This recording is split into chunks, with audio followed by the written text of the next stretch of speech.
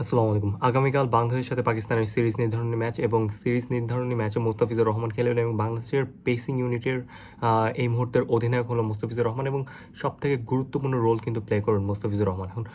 এখন ব্যাপারটা হইতেছে ওয়ানডেতে আমাদের মুস্তাফিজুর রহমানকে কিন্তু ঠিক চেনা যাইতেছে না। টি-20তে মুস্তাফিজুর রহমান যেরকম অপ্রতিরোধ এবং ডেথ ওভারে যে লেভেলের অপ্রতিরোধ থাকে, বিভিন্ন ধরনের ভ্যারিয়েশন থাকে তার বলে, কিন্তু ওয়ানডেতে কিন্তু আমরা এখন পর্যন্ত এই সিরিজে কিন্তু মুস্তাফিজুর রহমান থেকে সেই ধরনের ভ্যারিয়েশন কিন্তু আমরা দেখতে পারি না। আমরা দেখছি যে ফার্স্ট ম্যাচে কিন্তু নাহিদ রানা দারুণ বল করেছেন, রীতিমতো পাকিস্তানের টপ অর্ডার ব্যাটসম্যানকে একদম ধসিয়ে দিয়েছে।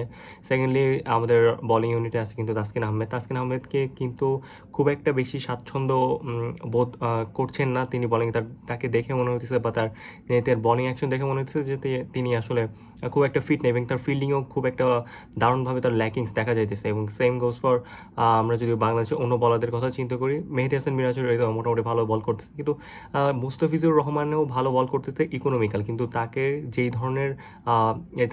যেই উদ্দেশ্যে নেওয়া হয় বা যেই ধরনের রোল প্লে করতে দেখি, ইভেন টি-20তে আমরা যেই ধরনের রোল প্লে করতে মুস্তাফিজুর রহমানকে দেখি, সেই ধরনের রোল প্লে কিন্তু আমরা করতে পারছি না। তিনি মাত্র লাস্ট ম্যাচে একটা উইকেট নিয়েছেন, তার আগের ম্যাচে একটা উইকেট নিয়েছেন। আসলে মুস্তাফিজুর রহমান কিন্তু সব থেকে বেশি উইকেট টেকিং থাকে এবং সেকেন্ডলি বড় ব্যাপার হলো মুস্তাফিজুর রহমান অনেক ইকোনমিক্যাল থাকেন। তিনি যে লেভেলের ইকোনমিক্যাল থাকেন, কিন্তু লাস্ট 2 সিরিজে কিন্তু তার ইকোনমি অলমোস্ট 6-এর কাছাকাছি।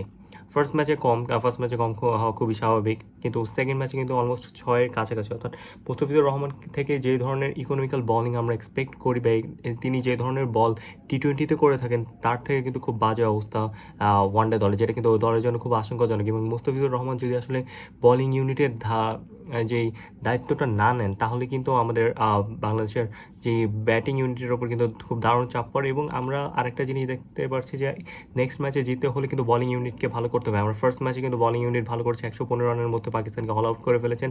এর জন্য কিন্তু ব্যাটিং ইউনিট খুব ইজিলি রান করতে পারছেন। বাংলাদেশের সব থেকে বড় প্রবলেম হলো লাস্ট 9 ম্যাচে বাংলাদেশ মাত্র 2বার 250 রান ক্রস করতে পারছে এবং মাত্র 2বার পুরো 50 ওভার ব্যাটিং করতে পারছে। অর্থাৎ এই লেভেলের ব্যাটিং অবস্থা যদি হয়, সেহেতু বোলিং ইউনিটের ওপর খুব দারুণ প্রেশার থাকবে এবং খুব মুস্তাফিজুর রহমানকে লিডিং রোল প্লে করতে হবে। আদারওয়াইজ বাংলাদেশ কিন্তু কালকের ম্যাচে বিপদে পড়বে এবং হু নোস কী হয়।